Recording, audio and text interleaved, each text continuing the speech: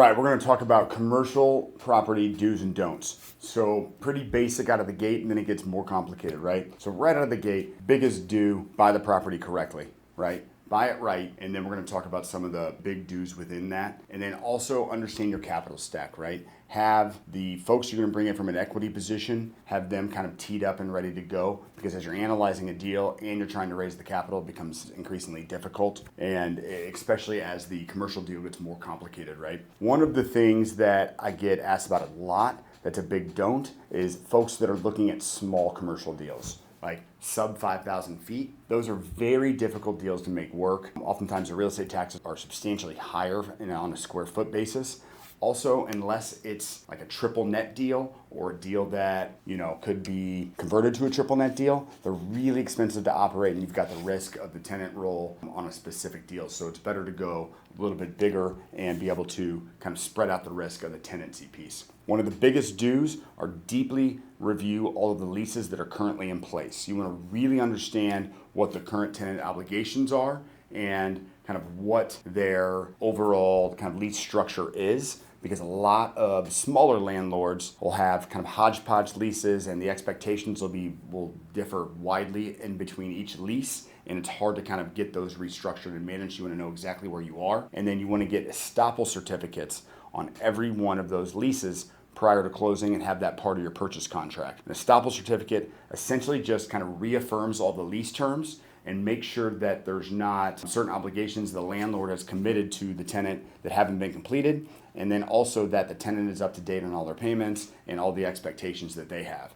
So it just kind of reaffirms the entire lease structure and the actions that have occurred to that point. One of the biggest do's associated with that is make sure that the square footage for that tenant is actually the square footage of the space that they're in. A lot of smaller landlords will take retail tenants and they'll just do the square footage based on just the inside space, not the walls that it makes up the space. And you want to make sure the square footage is right. More times than not, it's too small of a square footage in their lease in relation to the actual space that they have. The other big variable on a do is really evaluate the cost to re-tenant the property, right? When that tenant moves out, what's the realistic cost to put a new tenant in? And that's going to account of three things: the length of time that it takes that property is vacant before that new tenant comes in, the commission rate that you're going to have to pay to re-tenant that space, and the amount of tenant improvements that you're going to have to put into the property to get that tenant in place. So right now, especially on office, but retail as well, the tenant improvement cost has gone up at such an exponential level since 2020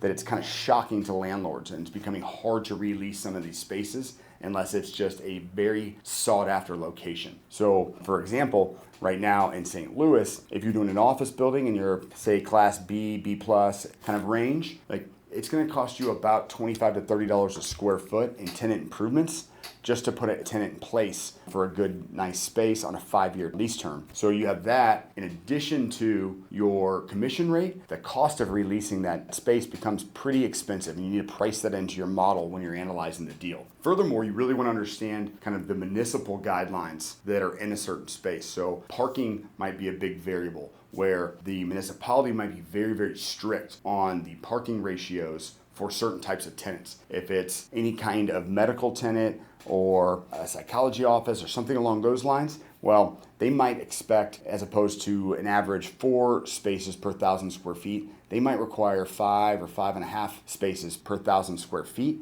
And you can kind of get tripped up where you can't put a specific tenant in the property because you might not have the right parking ratio. Or they might have other guidelines on what that space can be used for based on the zoning. Additionally, make sure you always get your survey and you know exactly where the property lot lines are, so you can know if the current parking is what it truly is, because a lot of times that the parking that is lined on a property might not line up exactly with the property lines from the survey. Furthermore, evaluate what the real estate tax is likely going to be once you purchase the property. So if the real estate taxes are based on a $3 million valuation, but you're buying that property at $4.5 million, well, there's a very good chance within the next year or two that the property taxes are going to increase based on the new assessed value that's been established by the purchase. So you want to make sure that you're accounting for that in your financial model to make sure that's going. A couple of other things is really really evaluate the current HVAC because commercial HVAC prices have gone up exponentially, so there's a big boost there.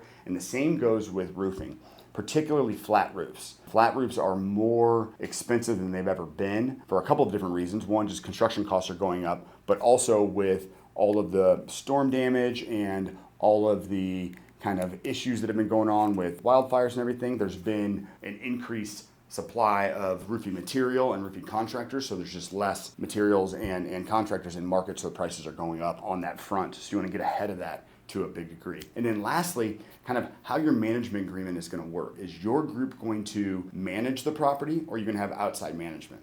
And even if you have third-party management for managing the actual asset, what happens down the road when it comes time to sell that asset, or when it comes time to kind of do the ownership pieces of that property within your ownership group that are outside a management company, but one of the owners have to do, and just make sure you're getting paid for your time that you're allocating towards that asset, assuming you have outside owners and an outside ownership structure. So particularly as you're trying to get that property ready for sale and kind of managing it that, because it can take a lot of time and effort, and it's good to have the expectation on how that payout works in advance. Those are some of the big do's and don'ts on kind of how to generally evaluate a commercial deal. Obviously within the commercial realm, there's a lot of different asset classes, so it deviates quite a bit for apartments, self-storage, industrial, retail, office, mixed use. There's a lot of different pieces, but overall, those ones that I just explained are kind of the big ticket items, the big items that I see come up quite a bit with investors that bring us deals or